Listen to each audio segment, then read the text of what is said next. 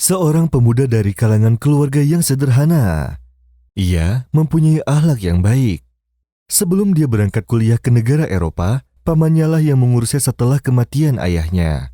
Dan ia tidak pernah menelantarkannya hingga ia lulus dari kuliahnya di jurusan arsitektur.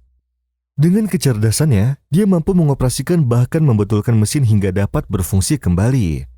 Lalu ada salah satu temannya yang menawarkan kepadanya untuk menikahi temannya yang sekuliahan. Meskipun dia tidak tertarik karena perempuan tersebut tidak memakai kerudung, lalu dia pun berpikir matang untuk melamarnya dan akan menjadikan perempuan tersebut menjadi wanita yang soleha. Lalu pemuda itu pun mendatangi keluarga perempuan tersebut. Dan ia mengutarakan tujuan ia datang kemari.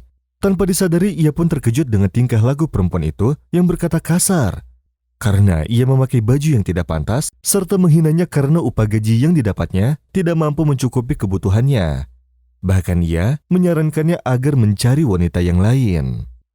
Lelaki itu pun lantas terkejut seakan ucapan perempuan tersebut bagaikan petir yang menyambar. Lalu laki-laki itu mengingatkannya kepada hadis Nabi. Barang siapa bersikap rendah hati karena Allah, niscaya Allah akan meninggikan derajatnya.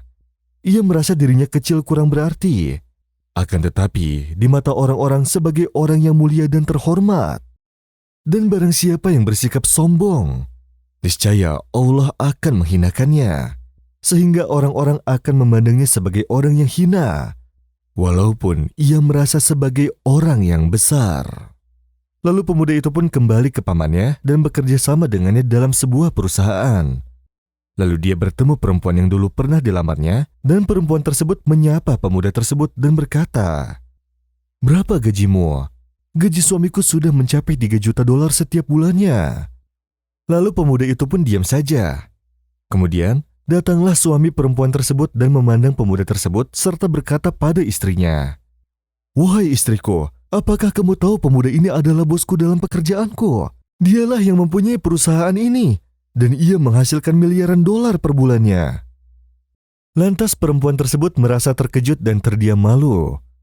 Lalu pemuda itu menunjukkan kepada perempuan tersebut pamannya yang selalu membantunya, yang mempunyai istri soleha dan anak kecil. Pemuda tersebut berkata kepada perempuan itu, "Seorang fakir, tidaklah ia menjadi fakir jika ia selalu bertawakal kepada Allah. Dan aku mempunyai nasihat untukmu agar menjauhi sifat sombong." Pemuda itu pun mengingatkannya dengan hadis Rasulullah SAW. Tidak akan masuk surga orang yang di dalam hatinya mempunyai rasa sifat sombong.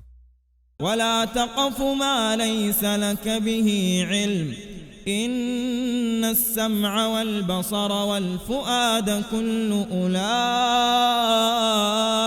كان عنه مسؤولا ولا تمش في الأرض مرحا إنك لن تخرق الأرض ولن تبلغ الجبال طولا كل ذلك كان سيئه عند ربك مكروها.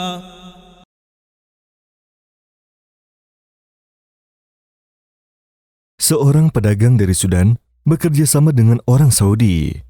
Ia berkata, "Di kota Buraidah, suatu hari kami pergi sholat Jumat seperti biasanya.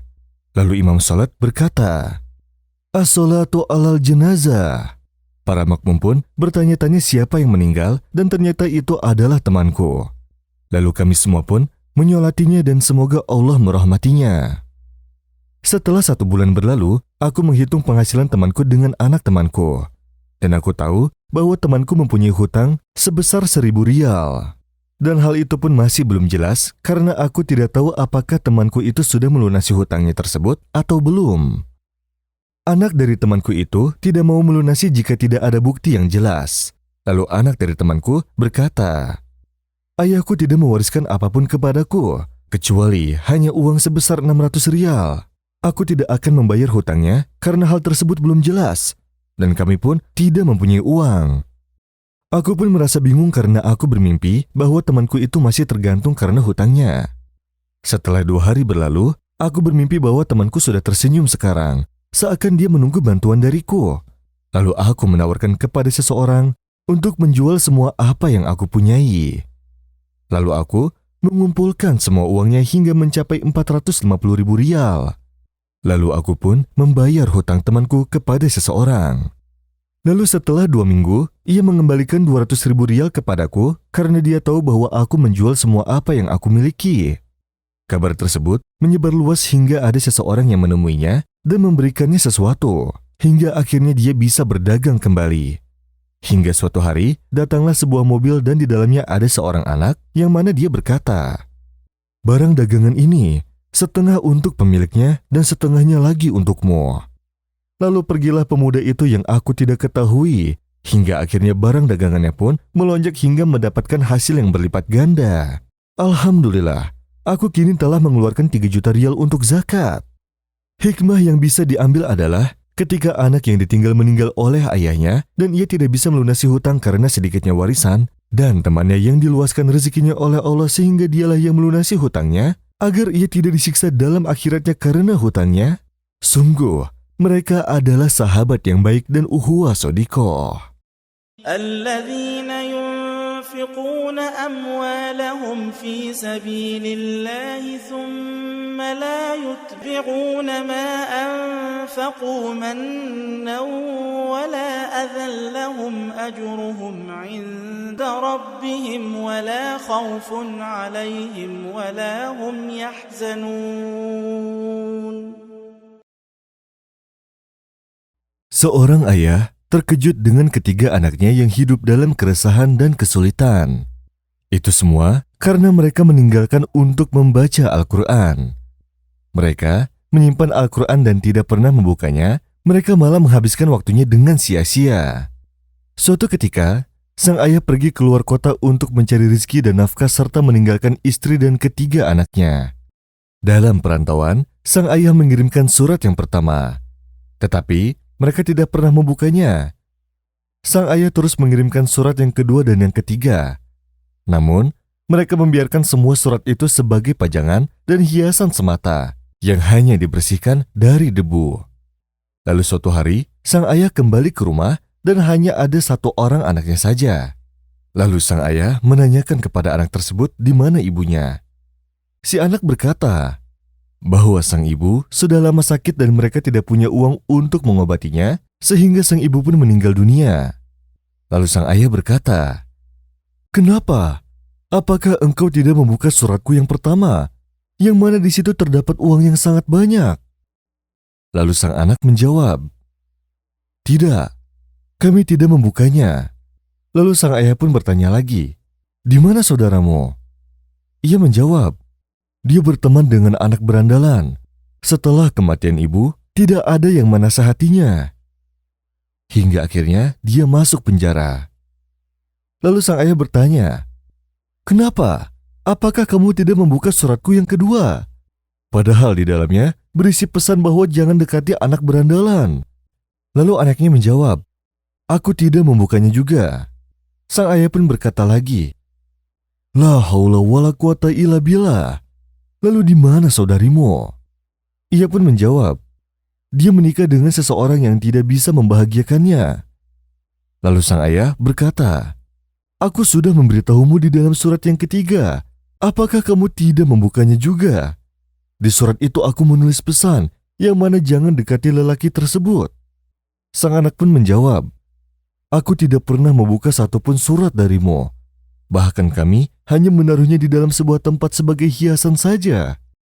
Lalu sang ayah berkata kepada ketiga anaknya tersebut, "Kenapa kalian tidak membaca surat-suratku dan hanya menjadikan hiasan saja? Begitu juga dengan Al-Quran yang tidak pernah kalian baca.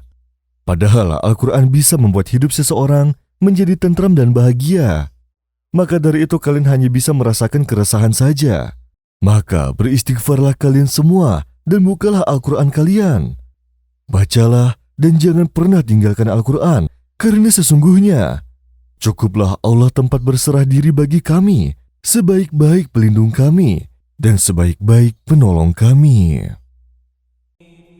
Innal ladzina kafaru bidzikri lamma ja'ahum wa innahu lakitabun aziz لا يأتيه الباطل من بين يديه ولا من خلفه تنزيل من حكيم حميد ما يقال لك إلا ما قد قيل للرسل من قبلك إن ربك لذو مغفرة وذو عقاب أليم ولو جعلناه قرآنا أعجميا لقالوا لولا فصلت آياته أعجمي وعربي قل هو للذين آمنوا هدى وشفاء والذين لا يؤمنون في آذانهم وقر وهو عليهم عمى أولئك ينادون من مكان بعيد